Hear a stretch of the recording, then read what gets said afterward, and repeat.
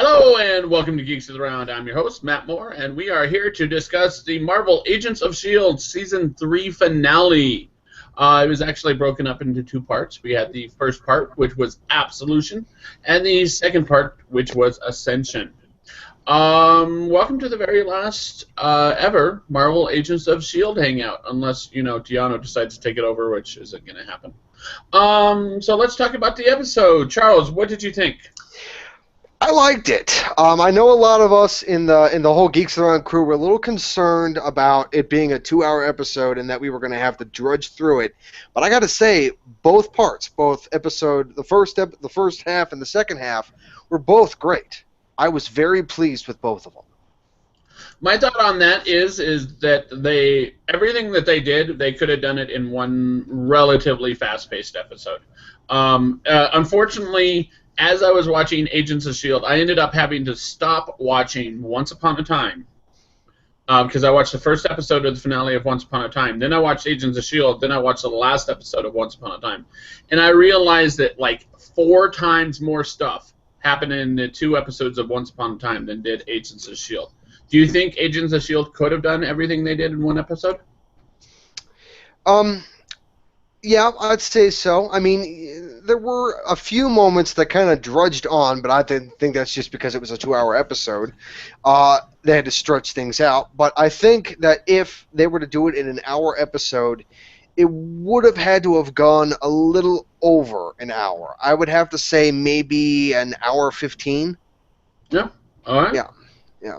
What about you, Lou? What did you think of the episode? And do you think that that they could have done it in a single episode? Because, it was too much, I think.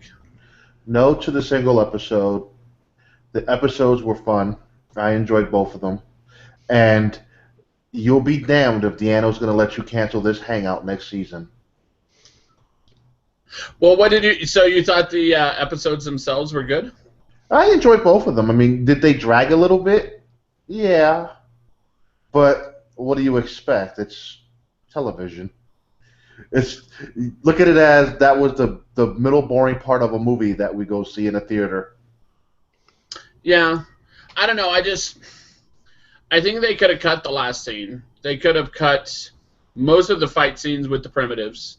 They could have cut the whole yo-yo getting shot. They could have cut They could have cut a lot of fucking shit, and that would have gotten the time down. But we got a shotgun axe.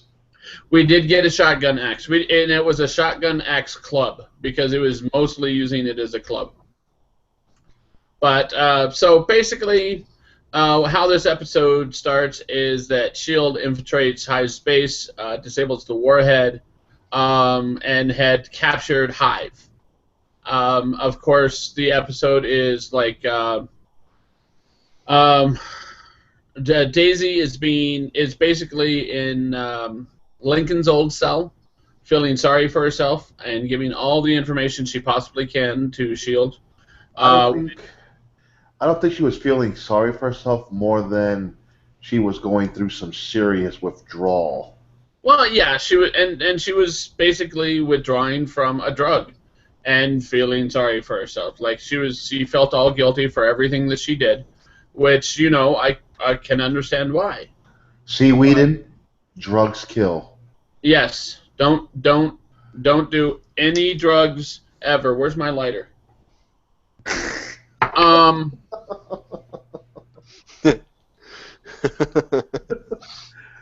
In any case, you'll notice it's empty, folks.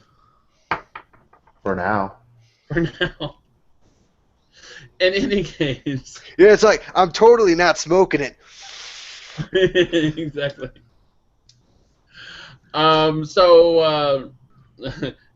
That's not mine. In any case, so basically, Okay. Daisy ends up giving them a whole bunch of information. That information ends up working out. The only thing that doesn't work out is the name. What was it? Absolution. That's the only information she gives S.H.I.E.L.D. that doesn't end up turning into something that pushes the story along until damn near the end of the episode.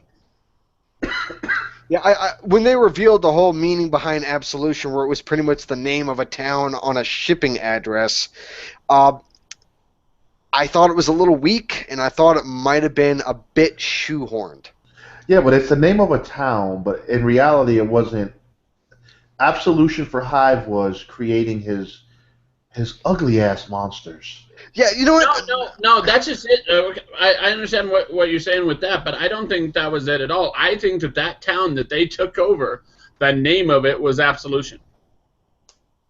Yeah, I suspected that as well. But the thing that I do not like about those primitives is that goes against the very thing that Hive wanted. Hive wanted to create more Inhumans. He didn't create Inhumans. He created fucking mindless slaves.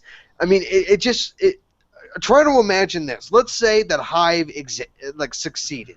Let's say that he succeeded with his plan and created 3-4 million of those primitives. Well, it's just going to be him, a small collection of Inhumans loyal to him, and then the rest of them are those fucking primitives that are pretty much a bunch of mindless drones. It would be immensely boring with that kind of world. And the problem, I'm sorry, but ABC could have did something better because, God, that shit was awful.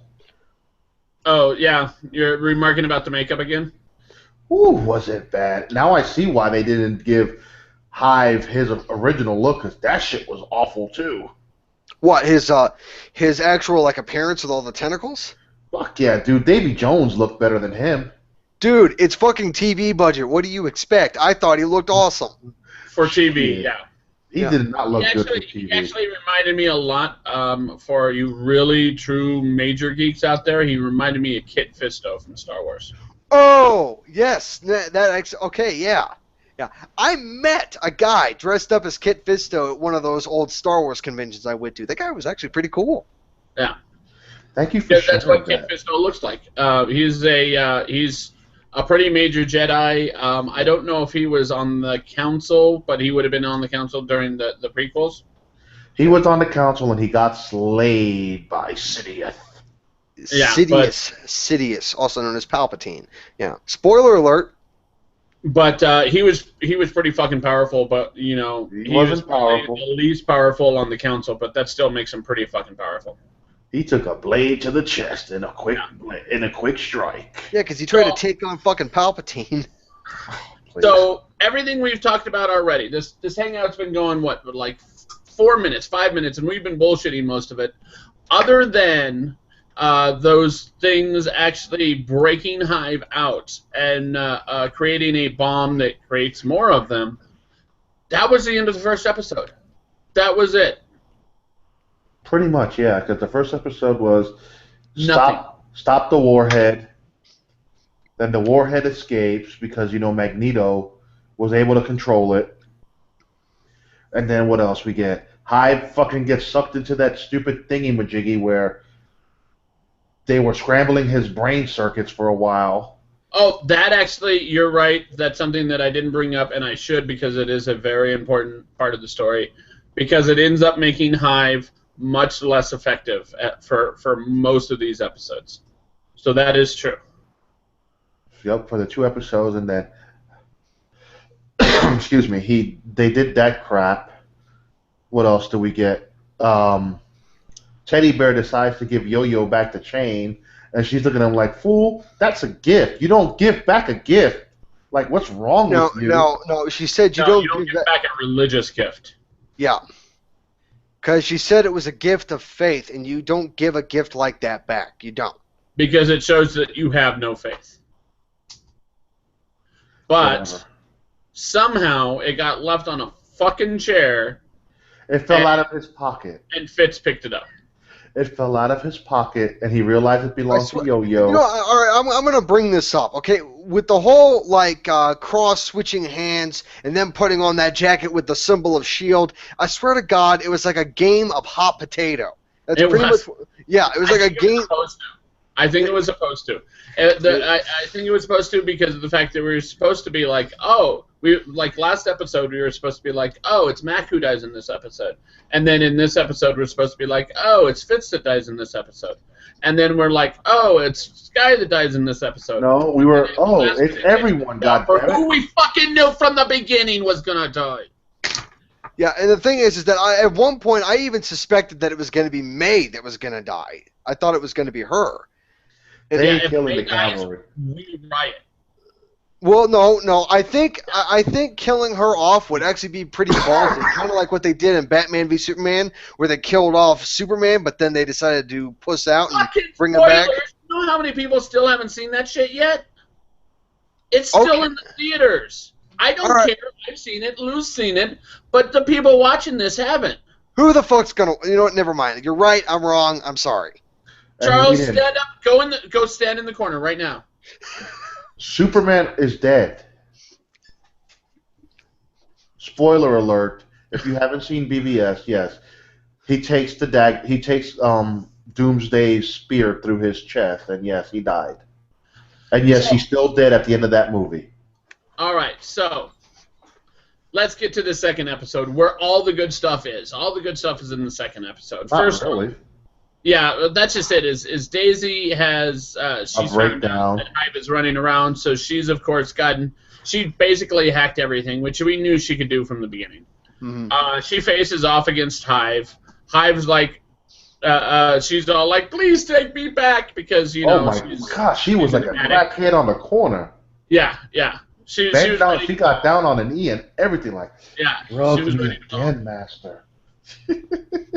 And he tried. To his credit, he did try. Like he could have been like, "Bitch, you can't help me now. Get the fuck out of here." But see, Lash played a pivotal part. Even though he died, he kept Daisy from getting re-drugged.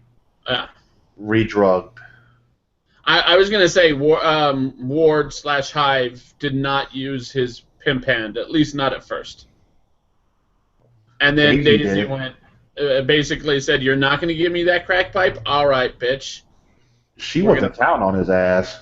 Yeah, she did. But that's just it. Is he is a creature literally made out of lots of micro creatures. The worst you could do is blow him into pieces, but then he'd come right back together. Charles, go ahead and make the prerequisite Stargate reference. Oh, human form replicators. Thank you. Yeah. Basically, who the fuck cares?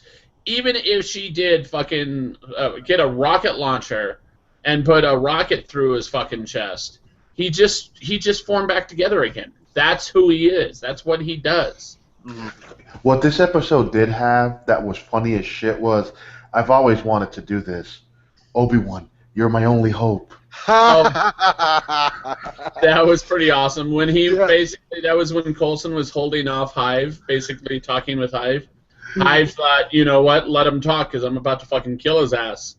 And then after Coulson was done talking, he goes to kill his ass and finds out he's a fucking a hologram. Hologram, thank you.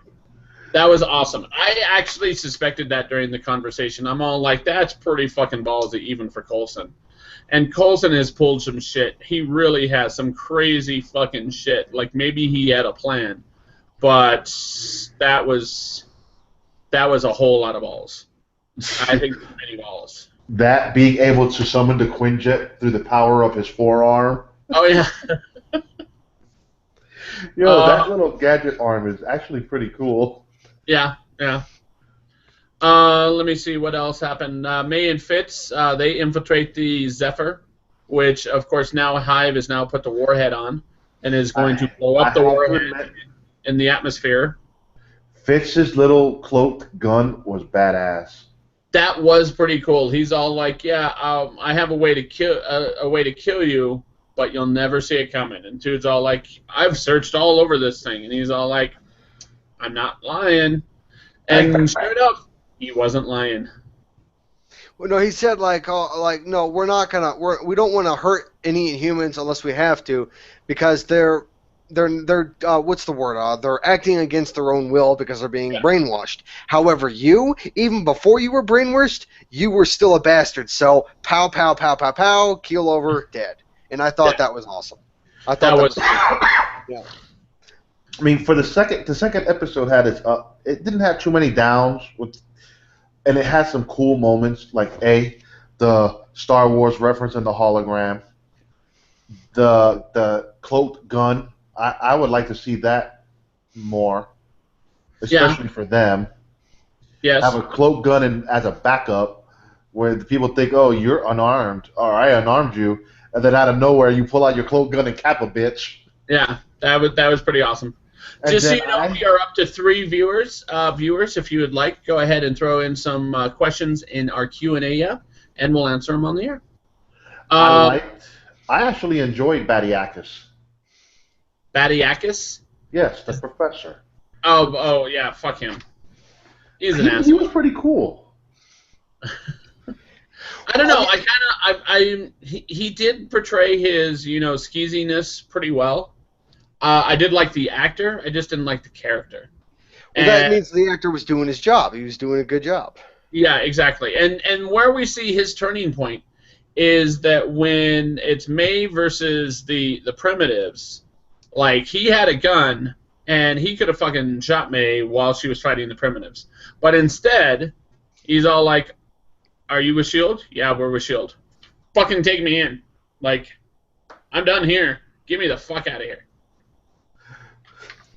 And that just makes sense. That's my will. While he is very much for himself, he would choose good over bad. Maybe. So what you're saying is, I wouldn't call him an anti-hero. I'd probably call him anti-villain? A self-serving hero, maybe? He's a flip-flopper. A flip-flopper? That sounds like something you would give to an orca. That sounds like you would give something to, like, one of those, like, killer whales. Okay. But think about it. He's a flip-flopper. God damn it. When Hive was telling him this and this and this and that, he's like, yes, I'll do it. Because he didn't want to die. And then once May flipped the script, take me in. Get me out of this control. I don't want to be with Hive no more. Yeah, but he was playing the field to his best of his ability.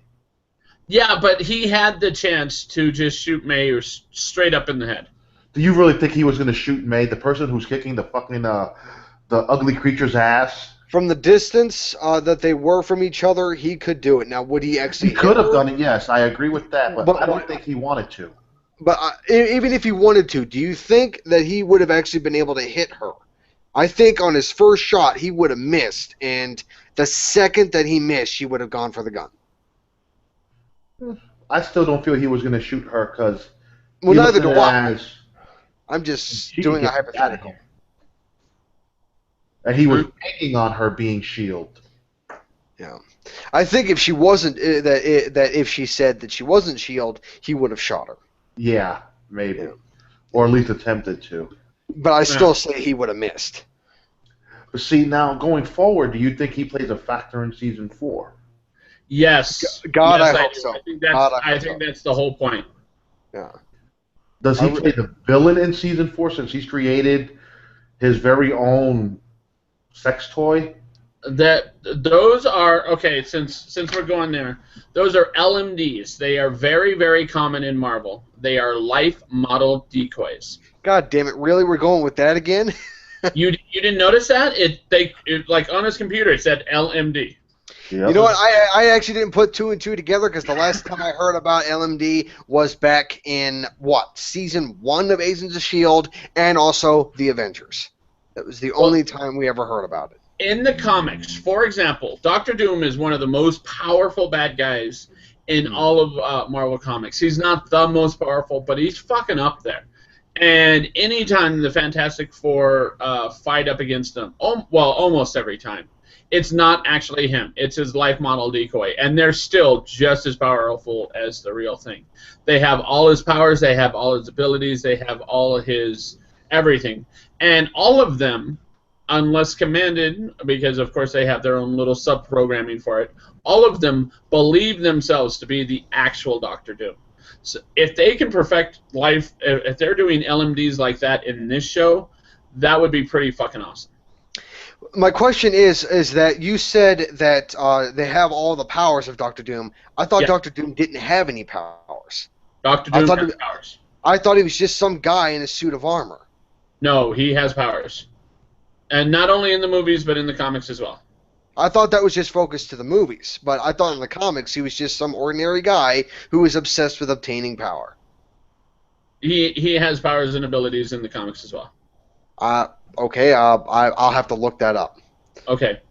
I don't remember exactly what they are because it's been a long fucking time since I've done anything fantastic. Since anything good has been Fantastic Four, but I do distinctly remember him having powers. So and then we've got Punk Rocker Daisy. Well, she's Quake now.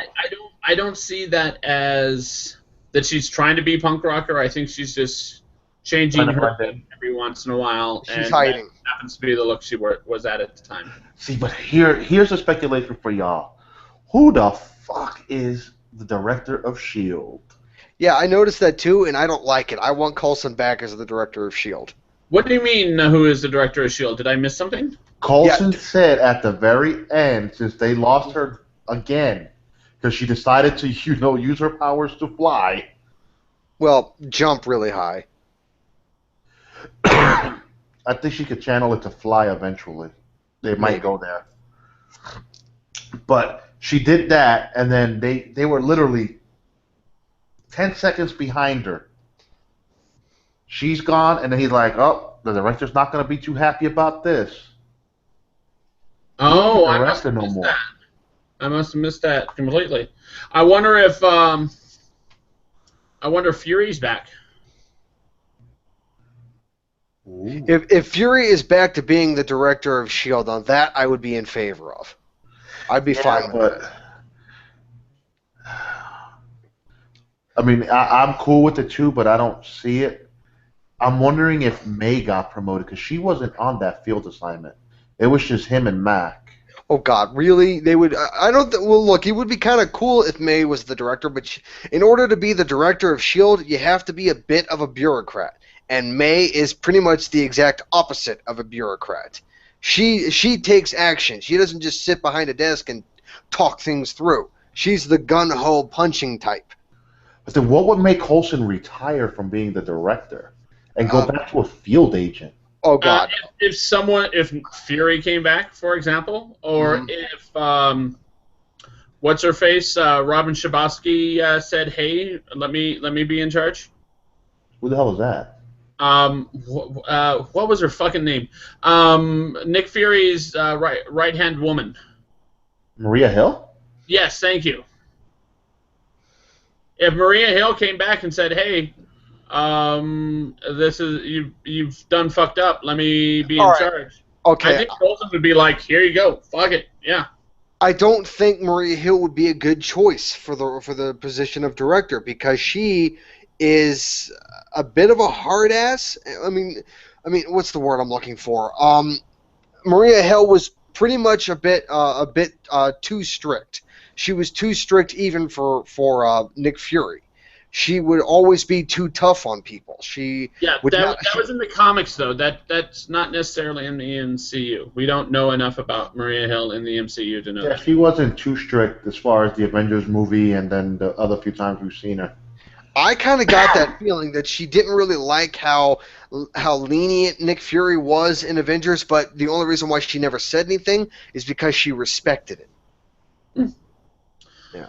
Oh, and for the record, I did a little bit of quick research. Dr. Doom is not only a technopath, which means he can control machines, but also he was taught by Morgan Le Fay how to use magic. So he has various magical abilities as well. And he happens to also be one of the 5 smartest people in the Marvel Universe, which is a very impressive list. And I would assume Reed Richards is on that list as well. Reed Richards is number 1. Depending on the writer, either number 1 or number 2. Okay. Hank Pym is generally number 1. Or number 2. Like, it's between those two, go back and forth. So basically, the top 3 is Pym, Reed, and Stark. I don't know that. No, I don't think Stark might be number 4, but Banner's smarter than Stark. So it's Reed, it's Richards, it's Pym, it's Stark, it's. We can actually talk about this after the hangout. So I didn't. Yeah, but yeah, and that's just it. It's Peter Parker's on that, like in the top 10. On that list too. Yeah, but okay, so of course at the end of it, they end up stopping Hive again. I'm trying to remember how. Blew up in this Quinjet. Oh yeah, that's right. They end up going into the Quinjet. Hive follows them in where the warhead is, and Sky / Daisy / Quake / whatever she's fucking calling herself these days, decides that which reminds me, I'm gonna have to bring. Oh no, this is actually the perfect time.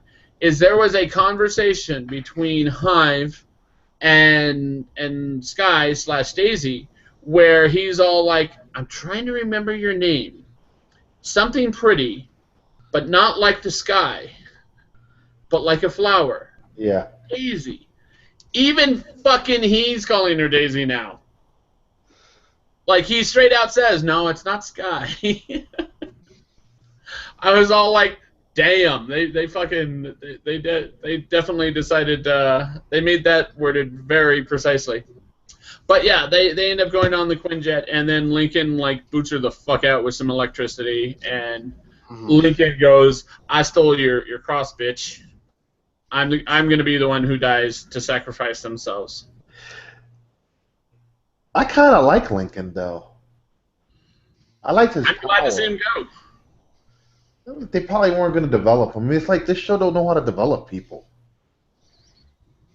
You're trying to build an Inhuman team. He would have been great to have as part of the team. I mean, granted, fucking. Yeah, if he would have been part of the team. I mean, in the first of the 2 episodes, they're like, all right, so you've done a great job, so welcome to the team. And he's all like, well, I don't want to be part of the team. Yeah, I mean, I guess that was his way of saying, yeah, you're the one who's going to die, bitch.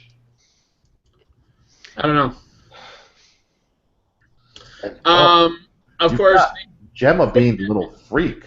What's that? Gemma's the little freak all of a sudden. Gemma was not being a little freak. Dude, she's over here planning trips and shit. She's bringing her little inner freak out. That's not being romantic. Is not an inner freak. Yeah, it is. No, she said something that made her seem like a little freak for a second there, but then she explained herself, and that's when she went. Yeah, we're gonna go snorkeling and look at over 100,000 fish. No. Before that, she's all like, we're gonna do something that's gonna blow your mind, and of course we're all meant to think the same thing, and Fitz thought the same thing, and she's all like, snorkeling. We're gonna see over 100,000 species of fish, and he's all like. Oh, okay, that makes more sense. That makes much more sense. Yeah, okay. Do you think they're going to leave the room? No, probably not. But most likely that event already happens because it'll be funny. We got the 6-month time jump, so when we come back in September, they're still on vacation. No, we come back and she's pregnant. Oh.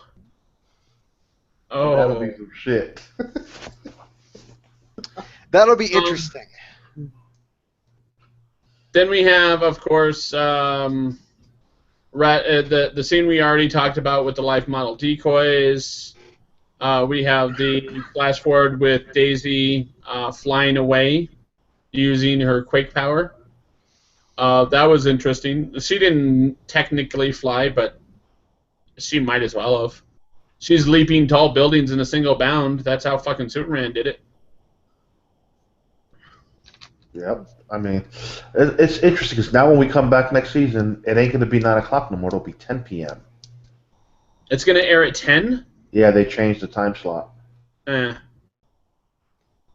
won't have to watch it on time anymore anyway. I'll probably still watch it, but Yeah, you still have a show to do next season. yeah, something else, not this. Oh yeah, this No. show's not going anywhere. All right, do we have any other wild speculation for next season? I have a wild speculation.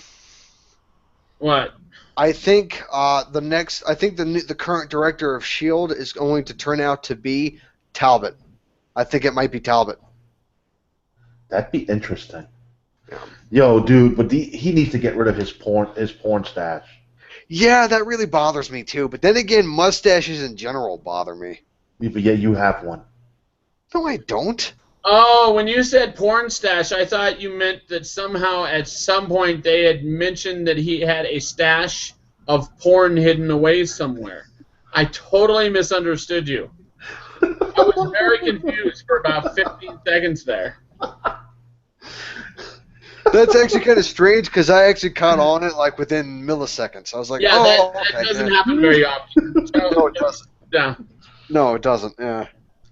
But no, yeah, that mustache, it's creepy as hell.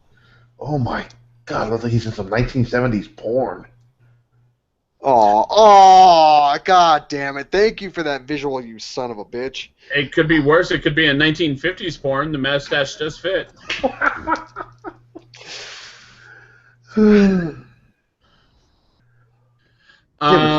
That's what we see. So we come back next season to a new director. Daisy being on the run. She's a vigilante, or God knows what she's doing. That's just it. Without being under the protection of S.H.I.E.L.D., she's going to be hunted in 119 countries. Did anyone watch Civil War? That's if they signed the accord. That's 119 countries. That's every major country. Yeah. And of course, S.H.I.E.L.D., when Coulson was in charge, did not agree to the accords. So pretty much everybody in S.H.I.E.L.D. is now, or at least was, an enemy of those 119 countries. And just for the record, that is a large percentage, considering that there are only 196 countries in the entire world. Unless you are one of those people who don't believe Taiwan is a country. If you don't believe Taiwan's a country, then it's 195. Yeah, but see, who do you feel is the new villain going into next season? Oh, going into next season? Yeah. I mean, supposedly there's no more Hydra, but I don't buy that. Well, I have a theory about that. I think that since the new season is going to come out around the same time that Doctor Strange is, I think the villain they're going to deal with has to do with magic.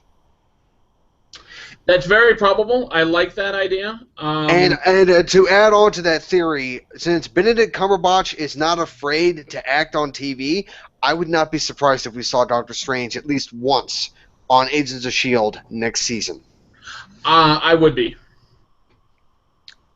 Because yes, he is a TV actor as well as a movie actor, but we haven't seen Emily Van Camp. We haven't seen. Trying to think of who else crosses over. Maria Hill. Well, I mean, we haven't seen Maria Hill in what, 2 seasons? Since season 2, yeah. I mean, I don't think they're doing that. However, to counter exactly what I just said, my wild speculation is that Marvel is going to pull their head out of their ass, and they're actually going to follow the creed, it's all connected. I think that they're actually going to try and do that next season as much as they possibly can. I'm hoping that they do. If they start doing that, we might see a Geeks Around Marvel Agents of S.H.I.E.L.D. hangout again. But until they do, fuck if I'm running it. You'll be here.